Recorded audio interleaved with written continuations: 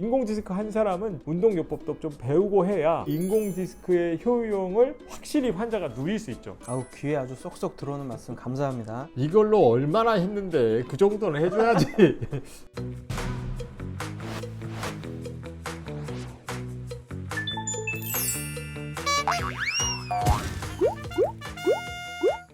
안녕하세요, 원장님. 안녕하세요. 신통박사대 챗GPT 두 번째 시간입니다. 오늘 주제는 척추 관절 분야의 수술 방법과 그 수술의 필요성에 대해 신통박사님과 챗GPT가 함께 얘기 나눠보도록 하겠습니다. 수술법 좋죠. 기본적으로 저희는 비수술 치료 자체를 원칙으로 진행하고 있지만 증상이 심하시고 보존적 요법이나 약물 치료에 효과가 없는 환자분들에 대해서는 수술적인 치료를 고려할 수밖에 없죠. 그리고 마지막 최종 단계의 해결 방법이 그거기 때문에 거기에 대한 관심이나 내용이 더 크고 자신 있습니다.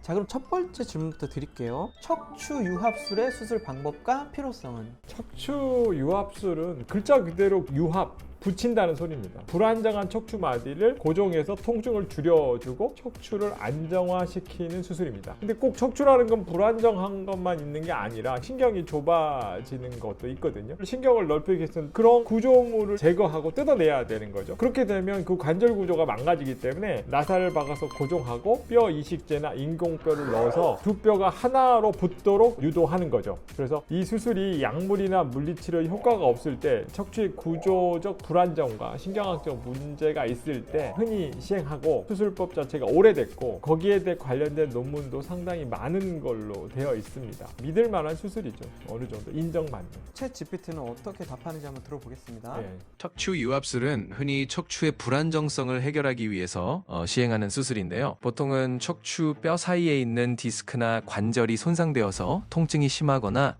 신경을 압박할 때 시행하죠. 수술 방법은 손상된 디스크를 제거한 뒤에 그 자리에 뼈 이식을 하거나 금속 장치를 이용해서 척추를 단단하게 고정하는 방식이에요. 이렇게 하면 척추의 움직임이 제한되면서 통증 완화와 안정성을 높이는 데 도움이 됩니다.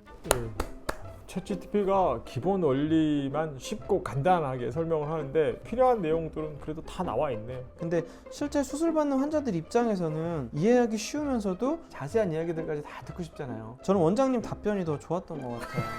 일단 기분은 좋은데 가장 중요한 건 고객의 입장에서 설명을 하는 게 중요할 것 같아요. 그건 챗GPT가 좀 약한 것 같고 환자와 라뽀라 그러죠. 환자의 관계가 형성된 다음에 설명을 하니까 불안감이나 내용들에 더 맞춰서 설명도 드리고 조금 길게 또는 짧게 조정을 할 수 있는 것 같습니다. 자, 그럼 두 번째 질문 드리겠습니다. 인공 디스크 치환술의 수술 방법과 필요성은? 인공 디스크 치환술은 쉽게 해서 수술 방법이 진화한다고 볼 수 있죠. 뒤에 고정술을 하게 되면 자연스럽게 하는 것들이 고정될 수밖에 없어요. 고정되는 것에 득이 더 크니까 고정술을 했는데 고민을 해봤죠. 저것을 움직이게 달 수는 없을까 해서 하는 게 인공 디스크 치환술인데 자기 기능을 못하는 디스크를 제거하고 대신 거기에 인공 디스크를 삽입해서 척추 움직임을 유지하는 수술이에요. 그리고 이제 수술 후 다음 날부터 보행이 가능하고 가장 중요한 게 목의 전만과 후만 이렇게 굴곡이 가능해져요. 그러니까 인공 디스크 한 사람은 재활 운동도 잘 하고 운동요법도 좀 배우고 해야 인공 디스크의 효용을 확실히 환자가 누릴 수 있죠. 아우, 귀에 아주 쏙쏙 들어오는 말씀 감사합니다. 이걸로 얼마나 했는데 그 정도는 해줘야지. 자, 그럼 바로 챗GPT 답변도 한번 들어볼게요. 인공 디스크 치환술은 손상되거나 닳아버린 디스크를 인공 디스크로 대체하는 수술이에요. 주로 디스크 변성으로 인한 통증이나 움직임 제한이 있을 때 시행하죠. 수술 방법은 먼저 손상된 디스크를 제거한 뒤에 그 자리에 특수 제작된 인공 디스크를 삽입해서 척추의 유연성을 유지하도록 돕는 방식입니다. 이렇게 하면 척추의 자연스러운 움직임을 어느 정도 유지하면서 통증을 줄이고 삶의 질을 개선하는 데 도움이 돼요. 역시 이게 어떤 생각이 드냐면 레지던트 때 환자한테 수술 설명할 때 개념만 핵심만 딱 해주는 나도 꼭 이런 식으로 했거든. 옛날 생각도 많이 나세요? 그렇지. 저렇게 하려고 얼마나 선배들한테 트레이닝 받고 그랬다고. 힘들었어. 진짜 딱 보니까 간략하게 정리를 잘하네요. 핵심은 정확히 다 얘기하는 것 같아. 근데 또 수술을 실제로 해야 하는 환자 입장에서 보면 수술 과정부터 회복 이후까지 설명해 주신 신통 박사님 설명을 더 좋아하실 것 같아요. 그렇지. 이제 너무 우리끼리 이게 북치고 장구치고 다 하는 것 같지만 그런 것들이 장점이라는 건 장점이지. 저희가 공부하고 연구해서 이 AI를 가르치는 입장인데 아직까지는 인간이 조금 더 많이 알지 않을까요? 맞는 말이죠. 나는 굉장히 그거에 대한 긍정을 하고요. 근데 이제 그 발전의 속도는 우리가 상상할 수 없을 정도로 빠르고 더 또 겁나는 건 AI가 답을 내놨을 때 다음 태스크를 시켜야 되는 만큼의 내가 정보력이 있는가, 공부를 하고 있는가, 이런 것들이 조금 두렵고 힘든 일이라고 할 수 있죠.